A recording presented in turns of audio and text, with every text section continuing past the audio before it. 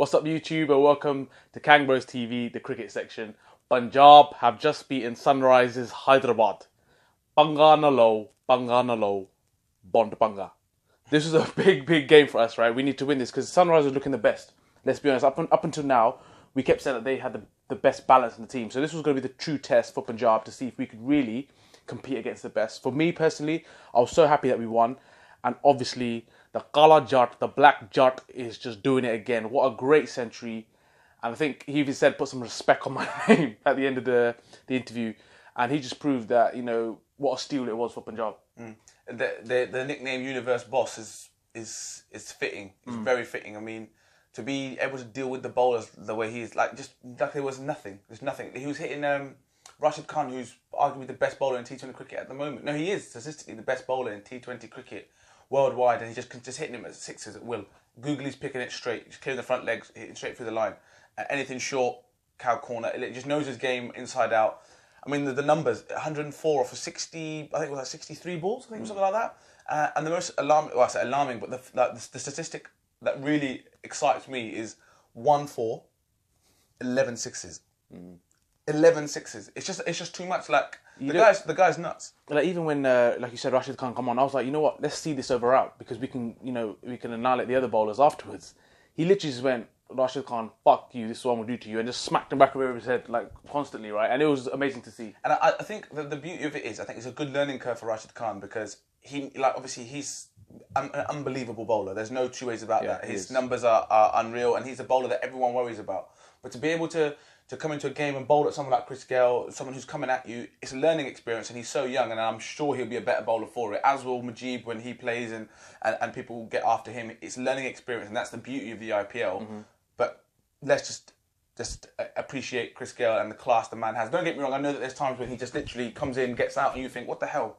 What is that? But that's the risk you take with someone like Chris Gayle. You sign a Chris Gayle, you sign him for the big hundreds that you can get, and not necessarily the 3 or 4 failures that you might get. The best thing was seeing him run those quick short singles as well. Like, it was literally like, it was funny at the same time, but it was good that he's actually doing it. Like, it was saying that he's trying to prove a point here that he's still one of the best guys in the IPL. He made a couple of comments about, Sehwag, signing him, making the saviour of the IPL, all this sort of stuff. Like, it's unbelievable to see someone at that age to be doing that. That's his 21st T20 ton.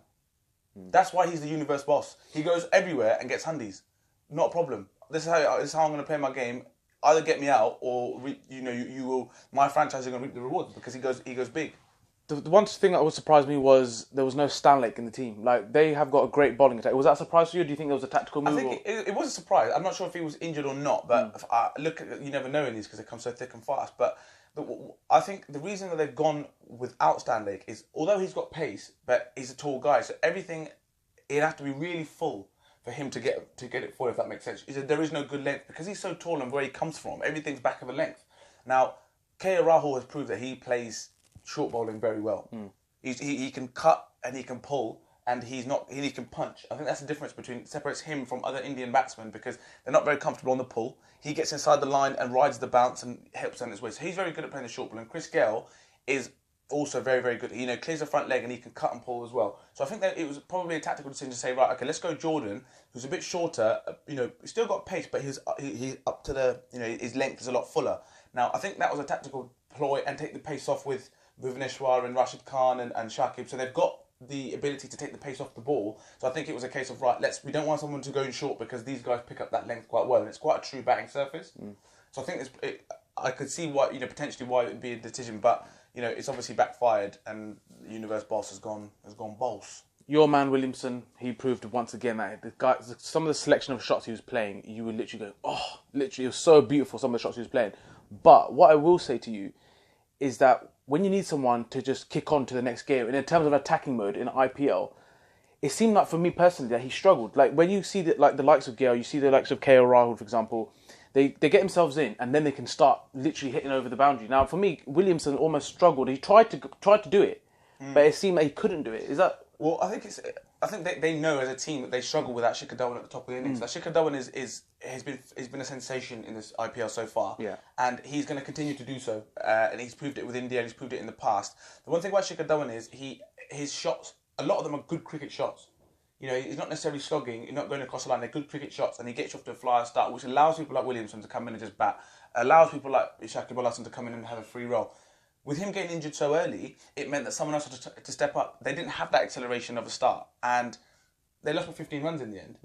That's what it shows, that you know you need that little acceleration, so it allows you to get into the game. Williamson and Band, they both got 50s, and they both looked really good. They did. You can't deny that. But the strike rate's 54 off of 41 and 57 off 42, I think it was. It's not good enough in a run chase, in a game where you need to be above the 8 ball. You need to almost load up early with the runs and allow the guys at the end to come in and just probably, you know, knock it around and hit the gaps and keep it at sort of 8s and 9s and stuff. And I think the disappointing one was probably Manish Pandey for me. To get yourself in, for someone who can clear the boundary, he didn't. But I think that is respect to the bowling unit. I think the Punjab bowling unit was spot on. There's 2 guys that went at high economies, which was Mohit Sharma and Ravi Ashwin. Now Ashwin got dealt with, to be fair. You know, you've got to take your hat. But the thing is, I'm sure most Punjab fans will probably be the same as me and probably think he's gone around the park today, but you know next week he'll be fine. Mohit Sharma, he's probably the one that concerns me, but his change of pace and he gets wickets. That's what I say. He got some really important wickets. Exactly. There were some times we were thinking, is Mohit Sharma the right bowler? I've asked that question loads of times. I mean, we could get a better bowler, but he gets to some important wickets. So it's a change of pace. And if you look at Barinder Saren and AJ Ty and Mujib, their economies 5s and 6s, and Ty picked up 2 wickets, but the best I've seen him bowl in this IPL so far. Definitely. Mujib's been brilliant, doesn't go for runs. So when you've got 3 guys that are keeping an end tight, you can even afford for 2 guys to be slightly more expensive, knowing that it's such a big target to chase, which is what happened. So it's a perfect balance. So I think all in all, the bowling unit deserve a lot of praise. The fielding's been good. The fielding's been okay. It's been good. Yeah, like it can be better. I still want to ask questions about Yuvraj. Like we can go into a lot of detail about that, but we'll see what he does against Kolkata Knight Riders next. But he dropped a catch. He doesn't offer us anything in the bowling. He's not offering anything in the batting at the moment. So that is a concern for me. But as you mentioned, it was a struggle for Kane Williamson and Pandey, but it was due to some of the extremely good bowling that Punjab were doing, and it's the variations that we offer from Mujib, from all the way to Ty and to Mohit. So I think we also have a great balance in our team. I think, but it's not as I guess on paper it doesn't seem as much as tonight. I think it'd be interesting to see that next game in coming up in a couple of days, to see how they get on against KKR, because KKR at the moment they're looking the strongest. There seems to be a match winner in a lot of different positions. Dre Russ scares me. Chris Lynn hasn't fired yet. So yeah, it'll be interesting to see what goes on. But all in all, great performance today. Great to beat Sunrisers, and on to the next one. Peace.